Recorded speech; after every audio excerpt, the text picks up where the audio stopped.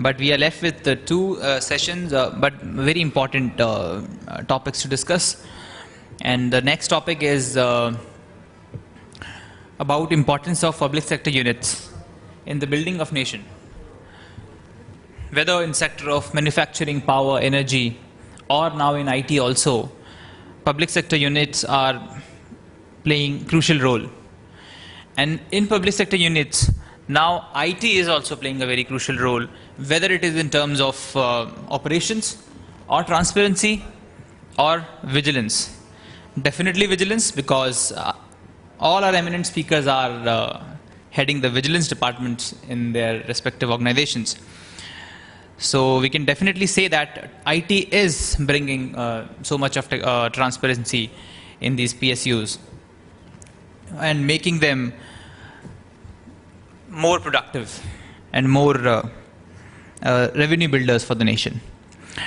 So without any delay, firstly I will request our eminent speakers to join us on stage, and I will start with Shri Manoj Kumar, Chief Vigilance Officer, Coal India Limited. A round of applause for Mr. Manoj Kumar, who was also earlier Principal Secretary in Finance, Home and IT in Tripura. So had a good experience of implementing technology. And now I invite Shri Deepak Srivastav, Chief Vigilance Officer of Mahanadi Coalfields Limited. Please invite him with a round of applause. He is doing a marvelous work under the grounds in the mines of coal, putting technology for transparency and vigilance. And hopefully, like I have seen his past presentations, very interesting presentations and very innovative work he is doing in Mahanadi Coalfields Limited. And our last speaker, but not the least, a very prominent speaker, Shri Umakant Lal, Chief Vigilance Officer of Dedicated Freight Corridor Corporation of India Limited, Ministries of Railways, Government of India. And I'm very sure with the address of Mr. Lal, we'll gain a lot of knowledge about how railways are actually building economy of India. So without any delay, I will request Shri Manoj Kumar, CVO of Coal India Limited, to address the audience. Please welcome him with a round of applause.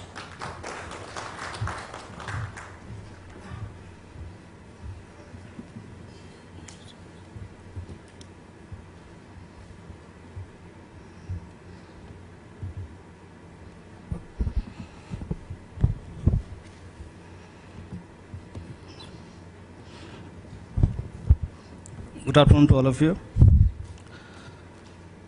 You must be wondering why all CVUs are here. At least for Coal India, we know for sure that all IT-related initiatives are being driven by Business Department. We are stakeholders in what is happening in the IT field, because we believe that through IT implementation we can prevent a lot of things which otherwise affect the company. Those of you who have worked in PSUs or who have dealt with PSUs can really relate to what I'm saying. I will talk in general terms. My colleague Deepak will get into more details. Now the major issues which are seen in the functioning of a PSU is, first of all, the various leakages and pilferages that we have been talking also in the morning with regard to the various products we produce or the kind of revenue that we generate. The magnitude of problem that I am referring to can be seen in the context of, for example, coal sector, where the pilferage of coal is considered to be anything between 10 to 20% of the production. If you take the last year's production of 500 million tons, it will be in terms of quantity 50 to 100 million tons, and at the higher end is almost 60% of what we import from outside. In terms of value, it will be between 10,000 crores to 20,000 crores per annum. So if we can contain part of the problem through IT, we have achieved quite a lot. The second issue that PSUs generally grapple with is the issues relating to procurement. Now in procurement we find that there is lack of fairness, lack of transparency, there is a cartelization, unbalanced bidding whereby some of the bidders have got greater access to information, non-equitable treatment of bidders, restrictive kind of tender conditions, and discretionary evaluation, etc. Now these kind of problems to some extent can be controlled through various IT related initiatives that we will discuss. Third is the unfairness to vendors. This may mean delay in payment of bills, refund of EMTs, the release of bank guarantees, and handling of commercial disputes. The next point is relating to unfairness to customers, which will mean in terms of quality, the kind of goods that we are giving may not be up to the right quality. It may be higher billing. We are billing more than what we supply. The delay in supply or outright favoritism to certain customers in terms of giving better quality coal, for example, in our sector. The last point on this slide is relating to non-redressal of various grievances of stakeholders, which will include vendors, which will include customers, which will include own employees. The next thing which we look at is the way we function in a PSU setup, which is very traditional in nature, and there is a huge resistance to change. Next, there are issues relating to low productivity and low equipment availability.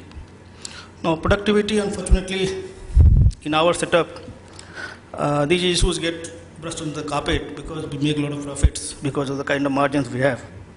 And hence, really speaking, these are the issues which never come to the fore. Next is large vested interests. It could be with various stakeholders or even with the various environmental factors, local leadership, local mafias. It could be relating to various vested interests in transporters, for example. Next is employee dissatisfaction. The kind of PSUs that we have, the large number of employees, obviously it is difficult to take care of the interests of each one of them, but the system has to be fair, and unfortunately there are dissatisfaction there relating to delay in payment of bills or unfairness in transfer, promotion, postings, and also career progression, etc. And finally, recruitment, where we find that there are many malpractices and favoritism. Now, when we look at the implementation of IT in a PSU setup, we are looking at all these processes and all these transactions which we would like to improve by IT implementations. One is the internal processes, the way we function. It could mean in terms of various operational issues. It can mean in terms of the maintenance of record. It can mean in terms of various process flow in the organization. The second, the way we interact with the vendors, that we have to identify, we are trying to improve so that it becomes more system driven, less of a manual intervention, no discretions, and to some extent it becomes a totally objective process. So we try to identify those in transactions and try to build in IT solutions there. Next, the way PSU interact with the customers. Similarly, the way PSU interact with the government. Government also requires a large number of reports, data, etc. how we supply those data, how to maintain those data becomes critical. The way PSU handles employee issue relating to their improvement in terms of capacity, etc. The way PSU handles various complaints and grievances, because that also indicates how efficient the PSU finally will be in terms of managing the stakeholders. And lastly, productivity and efficiency issues. Now, the way we have looked at it, we have identified 4 broad areas where systematically we have tried to address those issues. First is the electronic surveillance to check thefts and pilferages. As you know, any of our smallest unit, for example, a project is spread over a few kilometers, and they have no physical boundary walls, the large number of access points. It is physically impossible to control a theft or pilferage through physical means. So it has to be through electronic means. We will see how it has been done through various IT solutions. Second is the operational aspect of the company, how we capture real-time data from the primary source and analyze those data for improvement in our efficiency of operation. So this can relate to production, this can relate to dispatches, or relate to equipment, relate to stores, etc. Third, the management of IT-related information system, whereby not only to maintain the data regarding the employees, but also to give them online services and also try to work out their training schedules, etc. And last is those transactions which are there with various stakeholders, for example, vendors and consumers. If we improve those processes, will improve the satisfaction level of our stakeholders, and finally will lead to better relationships with them. Now, as far as the IT in containing pilferages are concerned, I will not get into details because my friend Deepak will do it. But broadly, I am pointing out the things we have done it. One is the electronic tracking of the vehicles which are carrying coal all along its route, so that there is no diversion in route. Number 2, electronic surveillance of various vulnerable points that we have either within mine or in the railway sidings, wherever the coal is getting out. Then weight tracking. We have tried to track the weight itself right from the production end to the supply end, so that wherever there is a leakages, we will be able to find out which place, which points the weights are getting reduced. Next is data exchange with other stakeholders, for example, railways and police, whereby we can figure out how things have moved. For example, if we give information with railways that this much quantity of goods have been dispatched, when they do payment in some further point through in-motion way bridge, for example, then they are able to tally, and then we are able to figure out whether in a particular segment there has been loss of weight. Similarly with the police, if we can exchange data with them, they can make out that whatever has come out of the coal area, they are genuine or not. For example, they have no way to find out actually whether a particular vehicle carrying coal is an authorized one or is an unauthorized one. So there is a need to change data so that they are able to figure out which one is the authorized one and which are not. Next is the improved system of quantity measurement. Generally what happens is when we produce coal, we don't know how much quantity has been produced. So what happens, we just count the trips of the vehicle and multiply by the average weight, and that is how the total quantity is worked out. But then it is a crude method which is being done. So now it is being also cross-checked with what is called survey of the face of the mine, so that we know exactly how much quantity has been taken out. And this entire process is done through what is called 3D terrestrial laser scanner system, which is very fast and without any manual intervention. We are also looking at satellite tracking and UAV. These are initial stages, but it is possible to it so that we are able to work out if there are any points of leakages, etc.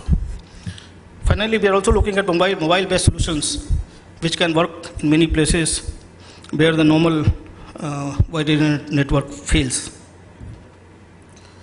Now, the problems relating to procurement, we have discussed large number of them. So what we need is a good e-procurement manual, and there is a need to take some leads from good practices, both available in India and abroad, because the best practices need to be adopted in the system. Next is the standardization of NIT. NIT is very important, and that is the place where most of the things are done. What are the conditions we put in so that it doesn't become restrictive in nature, etc. Very important. It has to be done. Next is the e-procurement platforms. Now, STQC certification is given. It has to be done. There is no question about that. But what is required is also that time to time various patches are given, and there is a need to have STQC certification periodically. Because if we do only once, it doesn't mean that it is free from any security holes for all time to come. Next, the reverse auction that has been tried. So basic models are available, but what is not available is the various designs which are required for various kinds of reverse auction. For example, if the number of bidders are less, e-procurement doesn't yield good results, and cartelization is still there. Now there, if the number of bidders is large, perhaps one can eliminate H1 to arrive at initial price, which can be a start with price. But if the number is less, it becomes difficult. Now, there are other design parameters, for example, documents or time that we give for various bids. Now, these are required to be calibrated correctly for various situations so that we have a right kind of optimal kind of result. Next is the rule-based decision making, non-discretionary.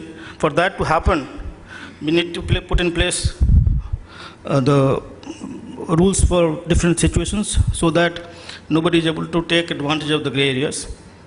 And finally, audit and control system, which is extremely important to keep a log of what we are doing.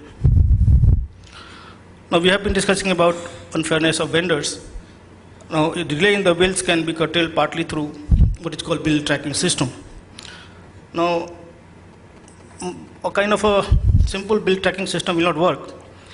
What is also required is various alerts, that if it is delayed beyond a point, it has to go to a certain level. And if delay is extraordinary, it has to escalate to higher level, and higher level has to be sensitive enough to look into those cases themselves.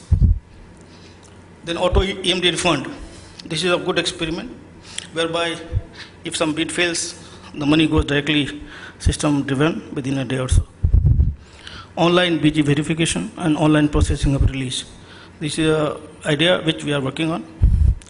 Similarly, we have got independent external monitors to see the entire process so that there is a third party audit all the time. Now, unfairness to customers. Now, quality checking, we have discussed about this. The most modern techniques are available to find out what is the quality. And also there is something called auto samplers, whereby sampling can be done through machines. There is no human intervention. Already it has been introduced. Similarly, we have also a system of third-party sampling and testing so that there is an independent kind of a process. Next is a regular quality testing, very important. And also associated with that is the auto refund. That if we are not able to supply a particular quality, whatever is the differential amount, we are able to give immediately. Or if there is a delay in supply, we are able to refund immediately. So that kind of system is being put in place. Similarly, portal for consumers who should know exactly what kind of goods are available, which place, because we have e-auction system in place, but they may not know exactly which is the place where they will get the right kind of thing. We are trying to put in place with the help of GIS a system whereby they will know exactly the kind of thing they want, where it is available, and at what price, etc.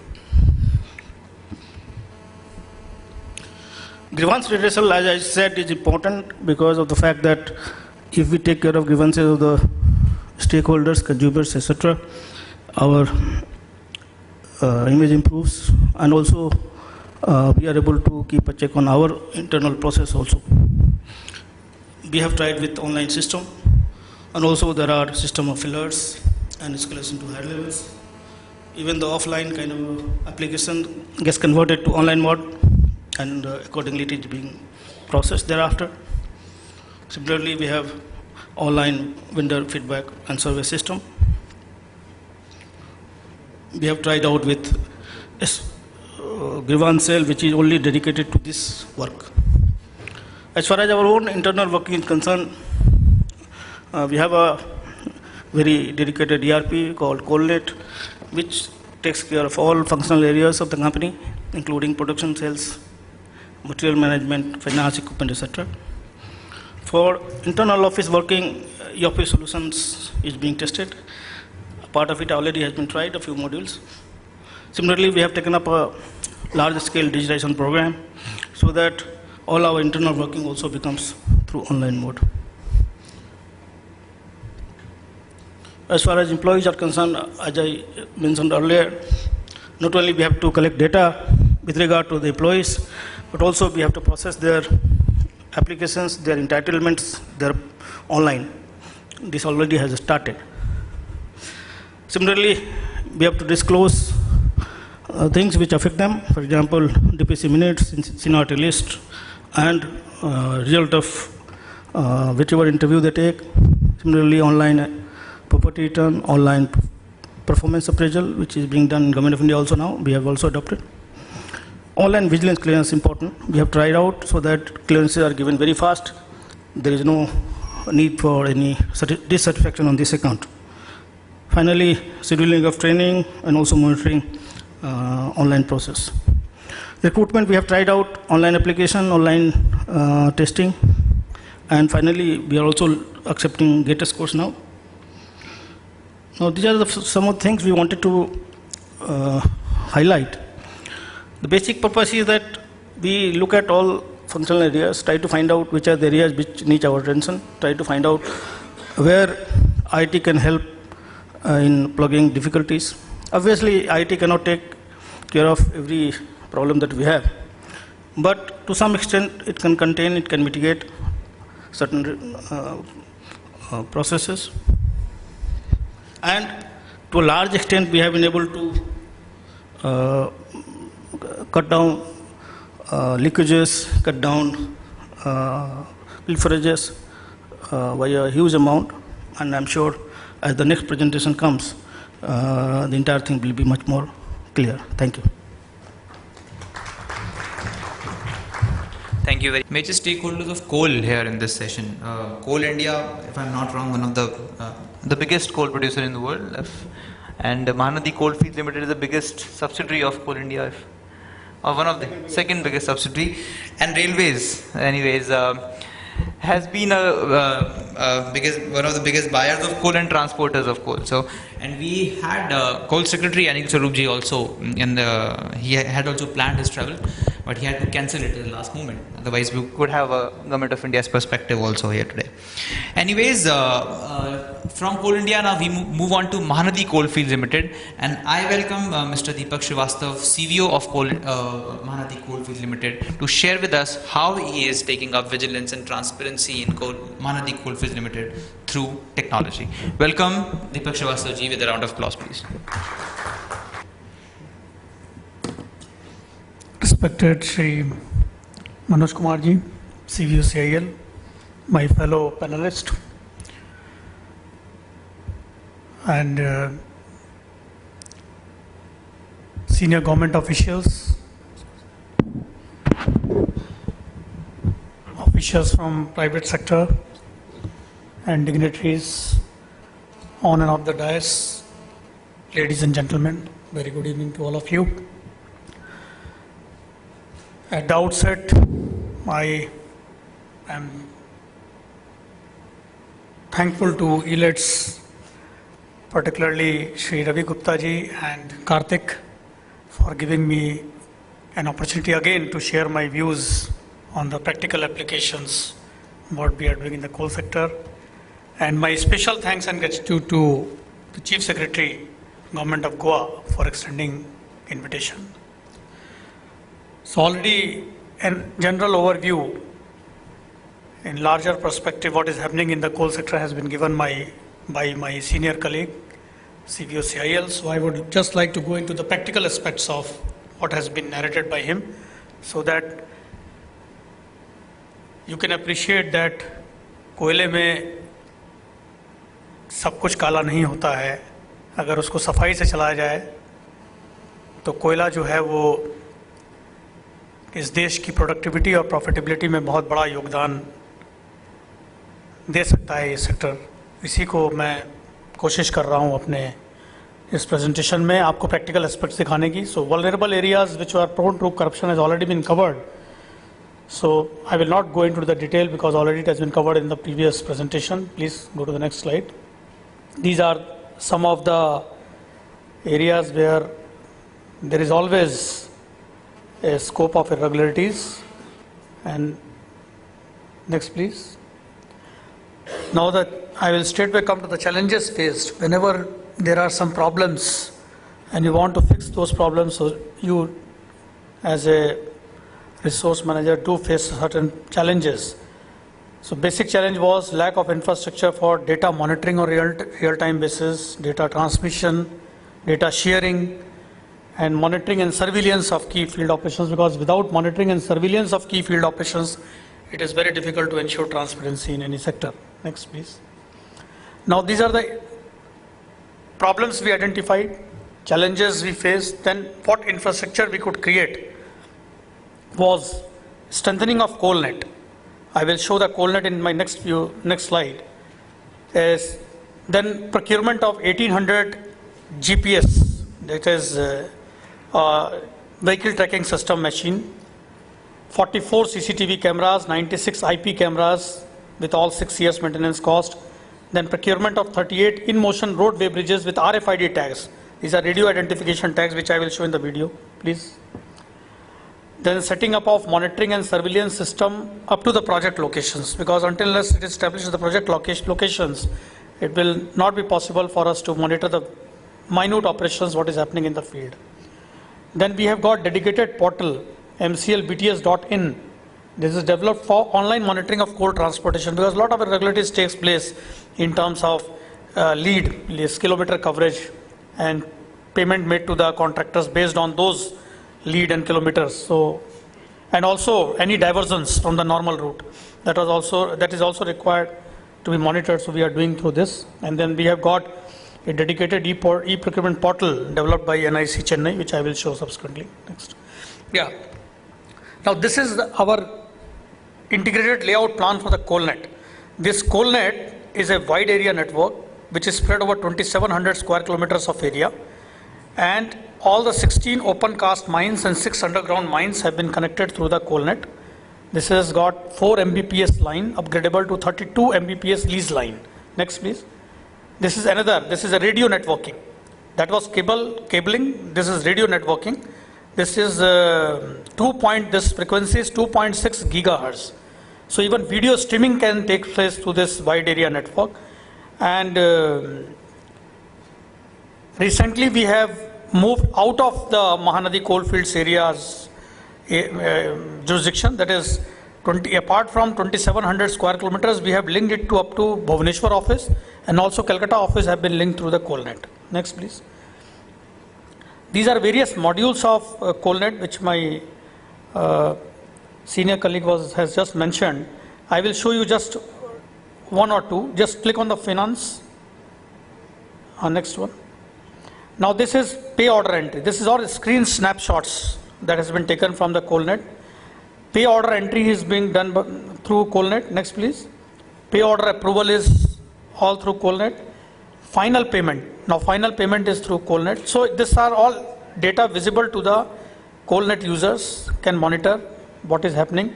Sub-ledger report, traveling advance. This is very important thing. Contractual bill entry. Lot of irregularities takes place in the contractual bill payment. So, contractual bill entry up to the unit level is being done through Coalnet. Next, please. Then the bills, the acknowledgement of the bills are being made to the contractors. Next. And this is how the real-time monitoring of the contractual bills are taking place, that when the bill has arrived, when the bill has been acknowledged, when the bill has been paid, made to the contractor, what is the amount and date of passing everything. So, real-time basis it is being done. This is being done at the area level so that there is no irregularity or no delay in the payment of the contractual bills to any of the contractor, which was one of the major grievances in the Mahanadi Coalfields Limited, leading to loss of vendor base. Then I will show you personal information system 1. See, we have got for executives, non-executives and contractual full database, 34,000 employees with all this kind of data sheets are available on Coalnet. All those retirement notice issue, LTC, LLTC application, daily attendance recording, transfer process, order, joining, posting, and deployment of executive. This is another gray area which is found because employees are shown being posted at different places, they work differently. So just to monitor their attendance, just to monitor their alertness, deployment of executives is also being monitored through Coalnet. Next slide. Now these value additions for minimizing the scope of corruption and simultaneously enhancing operational efficiency. Now what I showed earlier, because of that only, that real-time monitoring of contractual bill payments leading to payment of 2,347 crore in just 15 days times, 15 days time as against delay of 3 months. Similarly, online monitoring of DO, delivery order issued to the consumers for lifting of the coal in just 2-3 days as against 1 month earlier. Then refund of coal sale value. The coal sale value is the value which they deposit with us at the time of lifting of coal, and when they successfully lift the coal, then that has to be returned. But there was an unusual delay of 4 to 5 months earlier. This has come down to just 1 month's time and 138 crore. So these all things improves the confidence of the vendors, improves the image of the company, and this is the area where I see vigilance as a very vital, important tool of the management, in the hands of the management. This is material codification. This is online material management system where we have 98,000 materials in our store, all on Coalnet, and after completion of this exercise, one material, one code. Earlier used to be one material, 5 codes. So now with one material, one code, we could know that 25 crore of materials were dead moving items purchased between the year 1969 to 2007. Due to this, reduction in store inventory came down from 102 crore to 77 crore in 2 years. Unwanted indenting of the material has gone away, and due to that database which I show on the personal information system, it could lead to identification of the real dependents of employees, leading to false claim, prevention of false claim of LLT, LTC and medical referrals, etc. This I have already spoken. That is maintenance of bank accounts, CMPF details with photo identification, 34,000 executives, non-executives. Then with this Coalnet, we are monitoring even breakdown and idle hours of HEMS equipment. Means heavy equipments are there like shovels, dumpers and surface miners, which are very vital for the sustenance of the coal industry. So if we could monitor breakdown hours, idle hours and you can say running hours, working hours, we will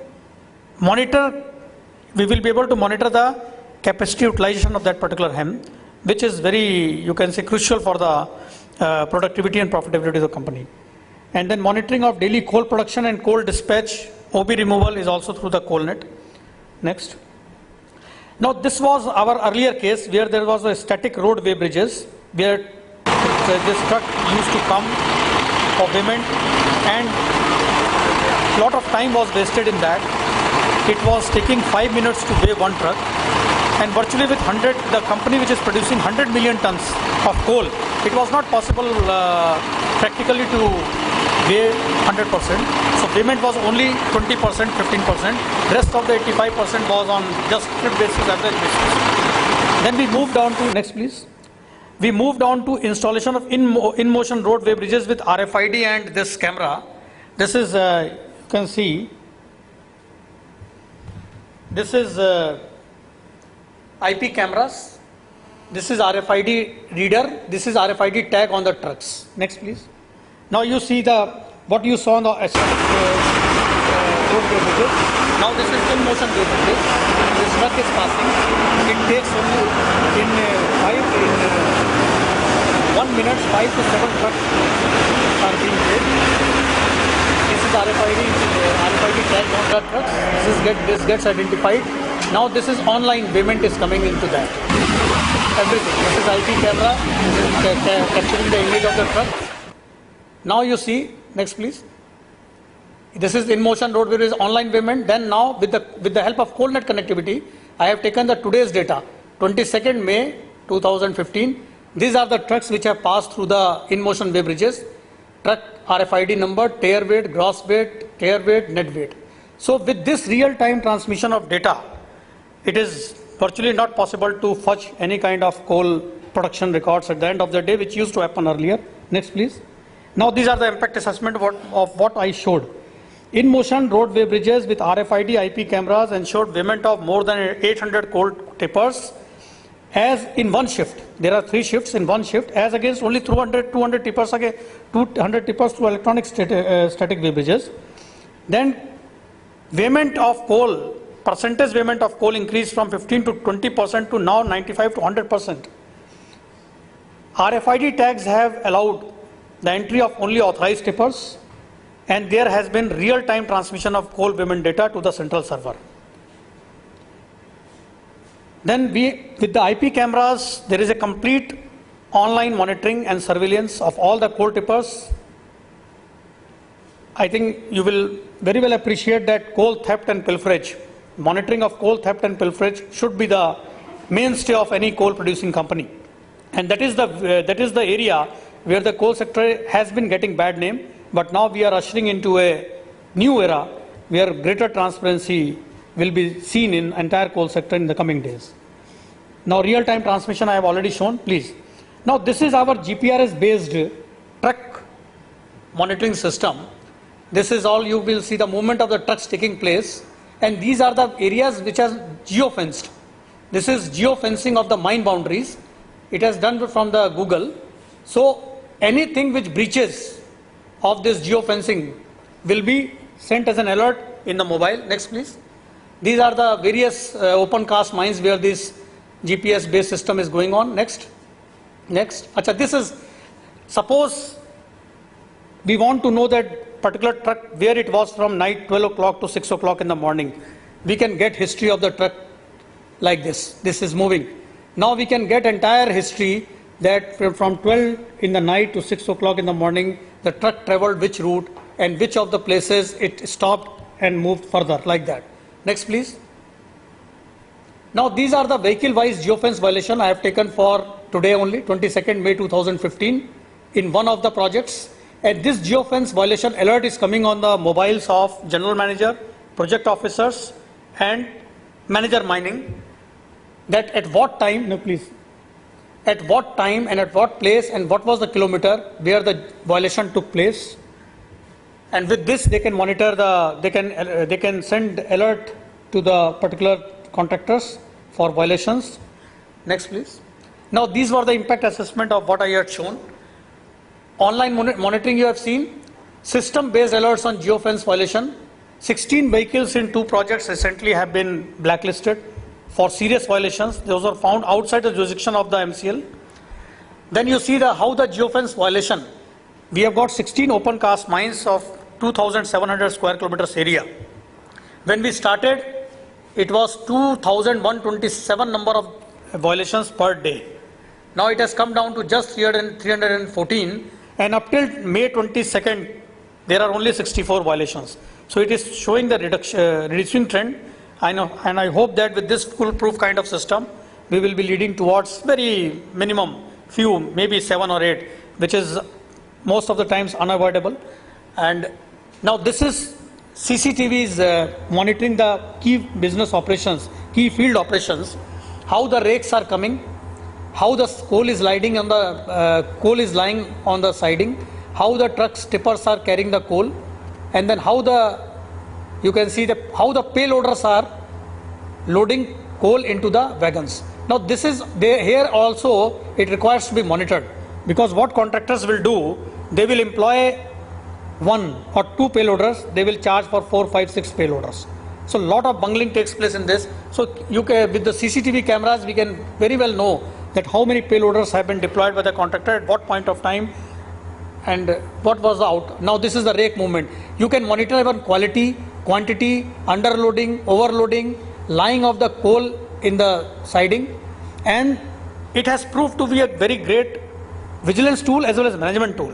Now what the benefit has accrued to the management is that earlier, prior to the CCTV's monitoring, the availability of coal at the sidings, 10 sidings were just few lakh tons. Now with this advent of CCTV, 1.6 million tons of coal is always there in the siding, and this has led to continuous supply of coal to the power producing companies. Now this is our e-surveillance and monitoring unit. Next दिखा दीजिए. Now this is a small video. You can see that this is being monitored through the control room. How the CCTV, how the GPS movement is taking place, how the geofence violation is taking place. अभी अब एक mine base geofence है जिसमें आप देख रहे हैं कि ये जो है गाड़ी का है और इस गाड़ी किस स्पीड से जा रही है यहाँ पे आपको दिखता है. जियोफेंसिंग करने से हमारा गाड़ी हमारे picture of the control room. This is the control room has been set up to the project level.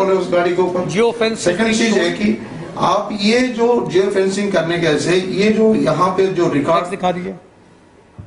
Now this is impact assessment of what we showed just now. Coal quality, quantity and loading time is being closely monitored. Monitoring of wagon loading of coal has reduced the loading time from 5 to 6 hours to just within 3-4 hours, avoiding demurrage charges. And demurrage charges borne by MCL in last quarter has reduced from 88 lakh to 18 lakh. So this has happened due to the continuous monitoring through the CCTV cameras. This is our e-procurement portal. This is our e-procurement portal. The basic feature of this e-procurement portal is that it has got auto evolution of bids. So this is operational since 2009, and through this e-procurement portal, up till now, total 7,792 number of contracts have been awarded worth rupees this much. Average cycle time has reduced from 180 days to 80 days. Only 3% of tenders have been cancelled. Advertisement cost, which was there prior to this e-procurement system, 2.89 crore, has come to just 1 to 2 lakhs per annum. Cost of bid from 1200 to just rupees 30. And STQC certification from Ministry of Communications and IT, which was pending for 2 years, we got just recently. So this is the salient features of, these are the salient features of our e-procurement system. Then what my CBOCL was talking about, auto refund of EMD, we successfully tried and implemented in MCL. This is a forward linkage to our existing e-procurement portal. And earlier, next please. We started during November 2013. Earlier there was a delay of 3 to 6 months in refund of EMDs. Now with the single click of mouse, the refund of 10.59 crores has been made just in 1 day. The modus operandi is that once the unsuccessful bidders are declared, that name pops up on the screen and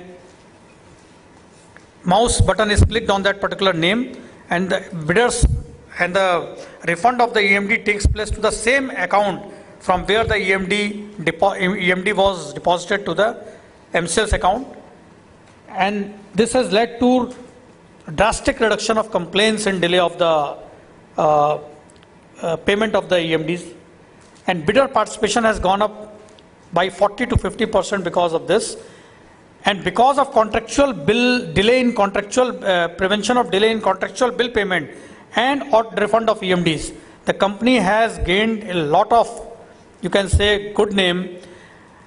This we could visualize when we held our bidders conference, and bidders himself committed that yes, this has paid wonders and this good work should continue, this good practice should continue in the company. These are just few photographs. We interact with bidders. Then there was a parliamentary standing committee on coal and steel. Our secretary, coal secretary, visited our control room. So these were the few snapshots of what we did. And thanks a lot for patient listening. Thank you very much. Thank you very much, sir. We are very sure that with the new leadership and in the government of India also, and with the innovators like you, coal sector will revive like anything. And now I invite Shri Umakant Lal, Chief Vigilance Officer, Dedicated Freight Corridor Corporation of India Limited, Ministry of Railways, Government of India, to please address. A round of applause for Mr. Lal, please, and sir, welcome, sir.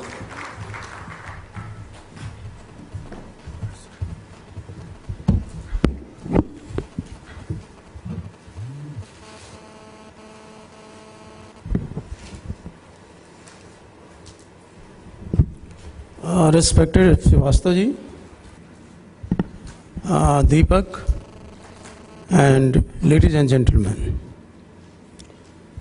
the topic which have been assigned to us today is importance of PSUs in nation building and role of IT in PSUs. My two other panelists have already spoken of role of IT in PSUs in a general way and also in a very detailed and minute way. Now I will try myself to first to contain the importance of PSU nation building, and if time permits, then I will share my views on role of IT in PSUs. This term nation building, you all must be knowing, it integrates social harmony with economic developments. If there is no social harmony in a country and there is no balanced economic development in a country, it is very difficult to connect anybody with the nation. So these are the two very important things which we have to see.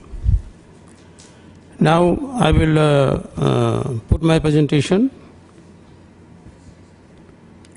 The genesis of PSUs. The genesis of PSUs lies much before our independence. When the English people were ruling us, there were PSU like Indian Ordnance Factories, even a port trust was there, even the railway and this postal department was there, but that was used for a different purpose. But after independence, when Jawaharlal Nehru became the Prime Minister of India, the first 5-year plan which was conceived in 1951, it went up to 56. But the economic development which he was expecting to achieve out of that plan was not achieved. Then he put his emphasis on the setting up of the more PSUs in the field. You must be seeing in the presentation that a number of steel projects came, oil and gas projects came, banking, insurance sectors came. But the biggest growth increased in the 1960s and the 70s when the banks were nationalized and coal fields were nationalized. That was very important because for any growth you need the finance and you need the coal for the power sector and railway sector also. In 1780s, again there was establishment of new PSUs like NTPC, GAIL, National Aluminium, and at present also we have every day you are hearing some sort of new PSUs are coming in the field, like National Highway Authority has come to create an infrastructure in the country. DMRC is already there. And my PSU, Dedicated Freight Corridor Corporation, on which I will be speaking later on in detail, that has also come in the existence in 2006. Around 250 PSUs are working in the central government. At the time of initially it was only 5. Now the 245 PSUs have been set up by the government of India, and a number of state PSUs are working. So if I believe it must be around 500 in the whole country, the total PSUs are working. And in the central government, the investment around 11.3 lakh crore has been made by the government of India. So you can realize the importance of the PSUs and its role in the nation building. Now I come one by one how the role of PSUs in nation buildings are. The first one is a development of industrial base. As I mentioned earlier that before it was only 5, now 250. Right now the investment is up to 11.3 lakh crore.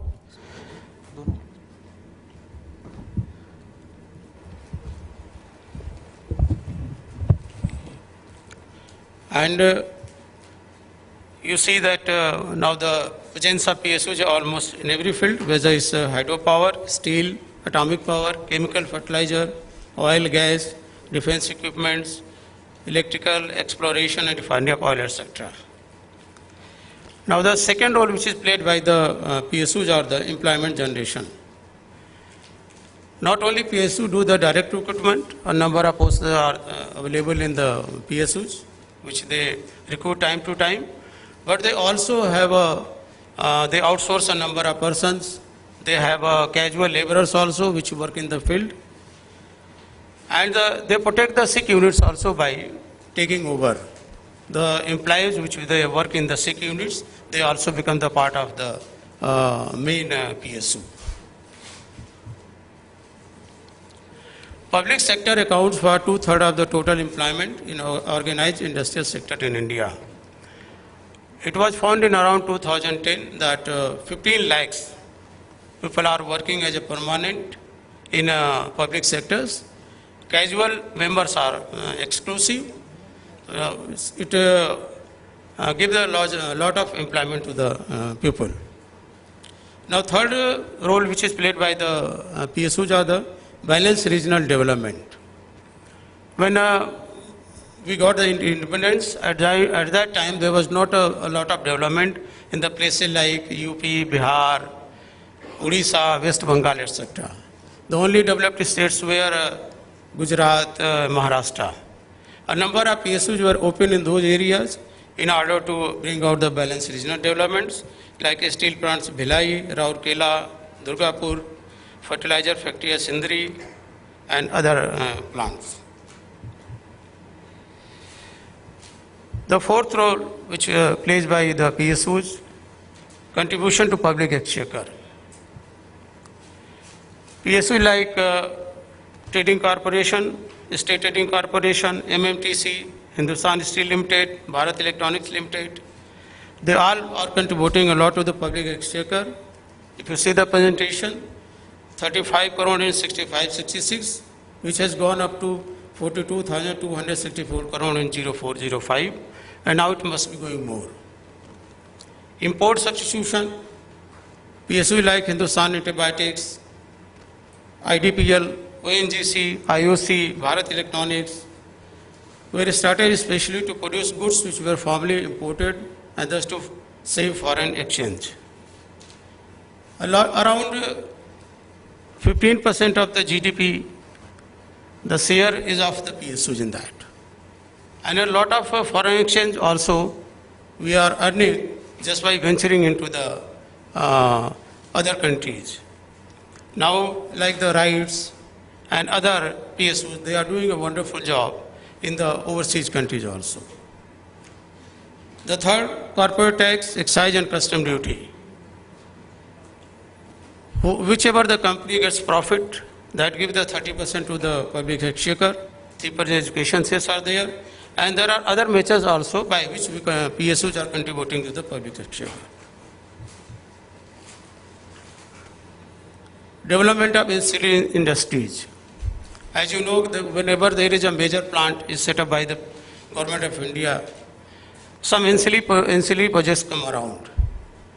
By that way, not only we give the employment of the people also, but the equipments which is required for the manufacturing of any product in the big PSU, that is also manufactured by the ancillary industries. Contribution to increase agriculture production. Public sector assists in manufacture of fertilizers, pesticides, insecticides, and mechanical implements used in agriculture. By developing high-yielding varieties of seeds, controlling crop disease, and the number of various research institutes have been opened by the Government of India, which are helping in developing all these things which I have mentioned earlier. As a result, there is an increase in production. Like the National Fertilizers, Hindustan Insecticide, etc. PSUs. The major role played by the PSUs are that is community development and social justice. There are a number of places where there was abject poverty, and the government thought that how it can be cured. The only remedy they found that by setting up the PSU, the regional balanced development can be done and social justice can be brought. By bringing good township over there, or good school over there, good hospital there. At that time, perhaps they were realizing if they asked to the private people whether they will go or not, maybe possible there was some hesitation on part of the private people. That is why the government went for the setting up so many PSUs in the rural areas.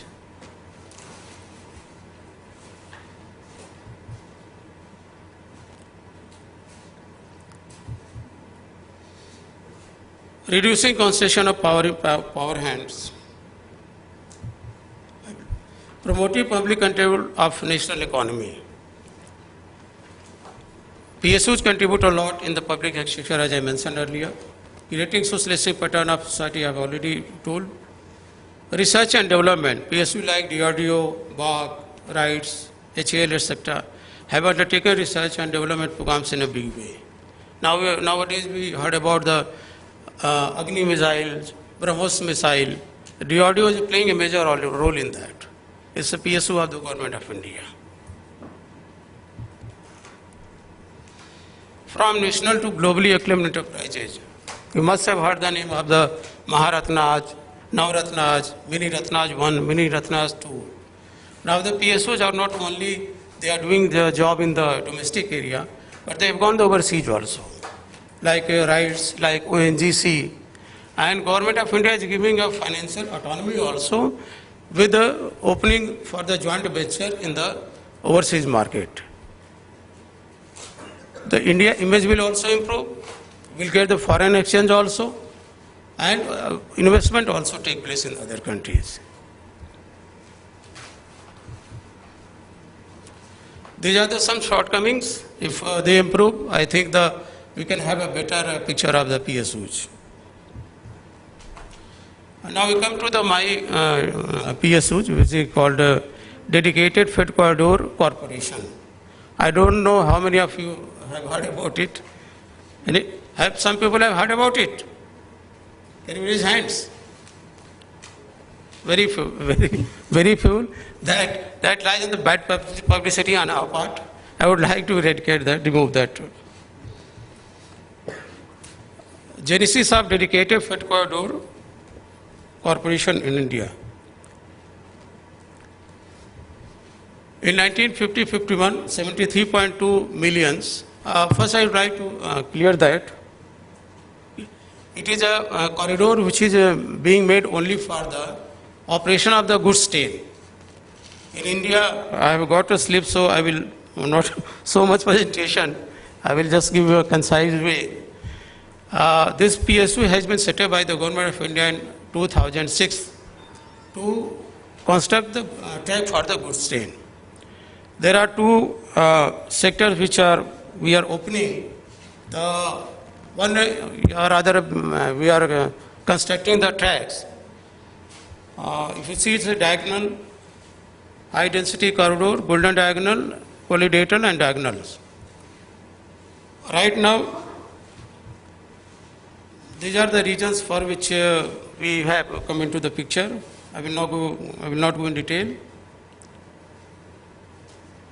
Upgradation of existing network, creation of new passenger corridor, creation of a new dedicated freight corridor. This is the total view of the project which we are going to undertaking. The one is from Delhi to Mumbai, the other one is from Ludhiana to Kolkata. These two are on which we are working. We have already floated the tenders, contracts have already finalized, and the works are in progress. Other, if you see by the blue lines, these are the on which the feasibility survey is being done. And Government of India and the Rail Department thinks that this dedicated freight corridor should be is a must for the Railway Department. These are the two corridors. If you see from Ludhiana to Calcutta and Dadri to JNPT. Now the attempt is to connect the port so that the container can be taken and that can be put on the railway on wagon so that it can be sent to the destination. These are the objectives I have already mentioned. DFCC will manage train operation of DFC. DFCC will have own station control rooms. Rest I have already mentioned. This also I have mentioned. This is a projected traffic by 2036-37. EDFC, it means Eastern Dedicated Freight Corridor, and WDFC, Western Dedicated Freight Corridor, how much the traffic will increase. These are the timelines which I have set up.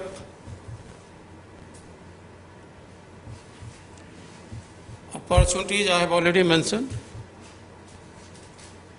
Role of IT in PSUs, I will give a little bit only, not much. CBC, Transparency International and Government of India, all they put emphasis that we should now go for the IT. And every PSU almost are using some PSU in a big way, some in a small way, but everybody is doing this IT job. In DFCL, we have also doing, in 2001-2, we have doing the enterprise resource planning, and under this scheme, we are doing all the manuals. We need some security policy also, which we are doing. Physical security, personal security, operational security, communication security, network security, information. These are very important. Once you go for the IT, you have to see whether there is a pilferage is there by your own employee or by the vendor or by the system manager. It can be done by anybody. So you need a security policy for that. A number of security policy we have. Thank you. Thank you very much, sir. Mr. Umakant Lal is doing tremendous work in Ministry of Railways, and we got to know with us in that presentation. And I now request CVO Coal India to kindly present mementos to our eminent speakers.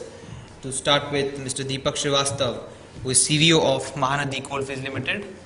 A round of applause for our speakers from so esteemed PSUs of the nation. Also to Mr. Umakant Lal, Chief Vigilance Officer of Dedicated Freight Corridor Corporation of India under Ministry of Railways. I request Deepak Srivastav sir to please present a memento to Shri Manoj Kumar, CVO of Coal India Limited. I request three eminent speakers for a group photo.